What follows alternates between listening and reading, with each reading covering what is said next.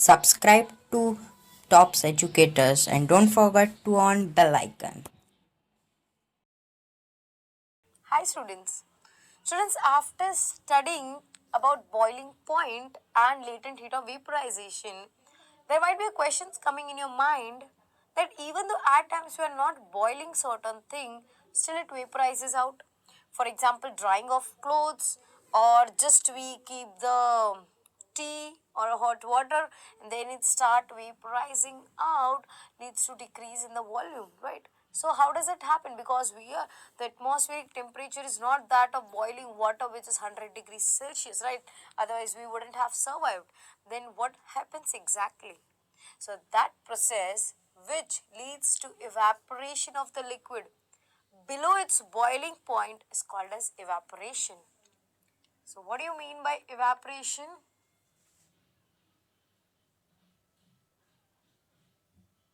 Evaporation is conversion of liquid into its vapor phase below its boiling point. Conversion of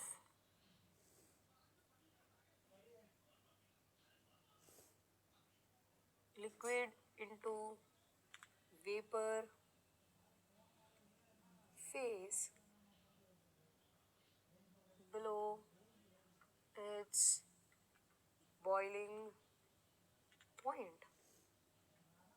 Now, how does it happen without getting boiled? How this liquid are getting converted into its vapor phase? Students, every molecule have certain amount of reserved energy. That is, they have certain amount of energy, right? In solid, the energy is very less as compared to that of the liquid. So when we talk about liquid, these molecules are in random motion where they have certain amount of energy, but the energy possessed by the molecules which are on the surface is higher as compared to the molecules which are on the beneath, right? So now the molecules on the surface having higher energy, what happens? They move so fast that they get away from the molecules with which they are abided, that is, they come over the force of attraction with the liquid molecules and goes into the vapor phase. And this is nothing but evaporation. That is, the molecules inside the water which is having higher kinetic energy, where most of the molecules present on the surface have higher kinetic energy, they counterattack the energy of the liquid molecules. That is, they come over this energy and leave the water molecule going into the vapor phase. So this is because of the energy difference, or rather we can say because of the higher energy of certain molecules on the surface which leaves the surface of water and goes into the vapor state, and that is the process called as evaporation. Now, what are the factors that can increase the evaporation? So let's see certain factors which increases evaporation.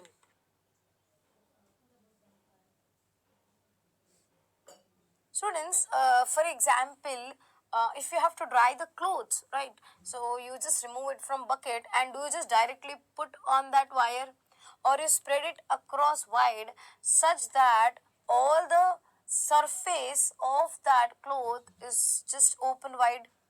Right, we just open it wide, we spread it such that the sun or the wind, whatever is there, wherever you are just keeping this cloth, hanging this clothes, are in the contact with that area, right, on the with the atmosphere. So here, first point will be increase in surface area,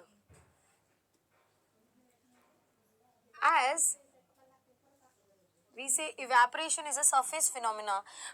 You might have seen if your mom is just behind you to drink the milk and the milk is very hot, what you ask her, just give me a cold milk rather than just hot milk, you are in very hurry. So what your mom does at time, she'll pour the milk in one of the dish instead of in a cup. So dish being having a higher surface area, most of the molecule with high kinetic energy evaporates out such that the heat energy goes out and the milk cools down, right? We'll come to the point how that cooling take place with the evaporation. But what happens? The evaporation takes place and the milk immediately within fraction of second gets cooler as compared it was earlier in that class. So we can say more the surface area, greater will be the evaporation. So we can say increase in surface area increases evaporation. Next point, increase in temperature.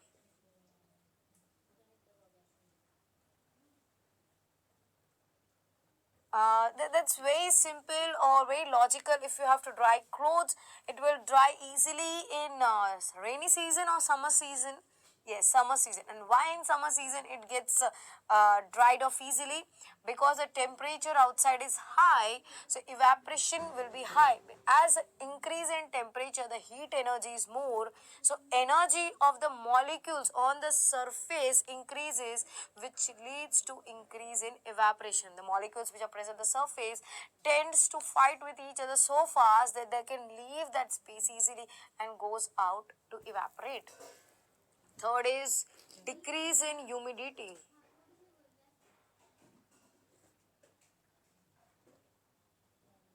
If the atmosphere is highly humid, then it won't be in the position to take the vapors, right? Say for example, in rainy season, we say as the humidity level is very high, drying of clothes becomes very much difficult, or it is very time consuming, right? Because the outside atmosphere have lots of humidity, so it has certain level. It says I cannot take the vapors more towards me because I'm already high with my water vapor content, right? So my water level is very high, I'm highly humid, I won't be able to take your vapors easily. So because of that, if the humidity is less, we can say evaporation will be high. And lastly, we can say the fourth point as wind speed. If the atmosphere around us is windy, that is, the flow of air is very high, it takes away the vapors along with it, such that humidity in the surrounding decreases along with the wind speed. So these are the factors which increases the evaporation. Now students, my question to you is, whenever something evaporates, it gives cooling effect. When you apply nail polish and then when you remove it with a remover, you feel little cold in your hand. Or when doctor apply spirit, right, when it applies that alcohol on it, you feel little cold. What is the reason behind that? Or I gave the example of milk getting cold because of evaporation.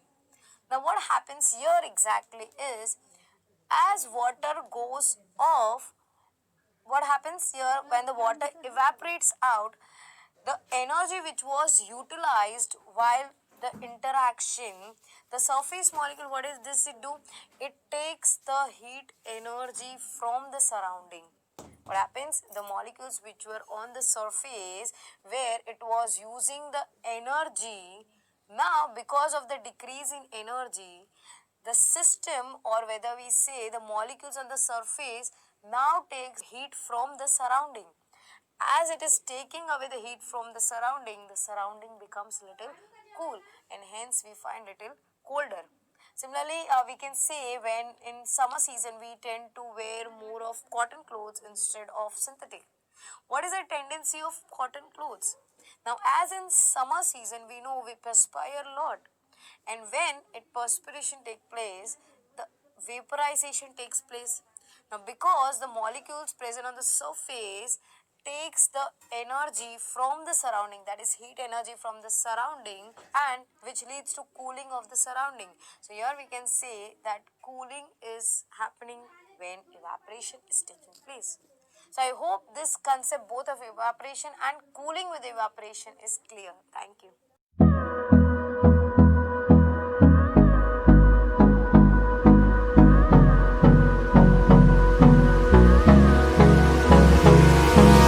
Hold me close till I get up.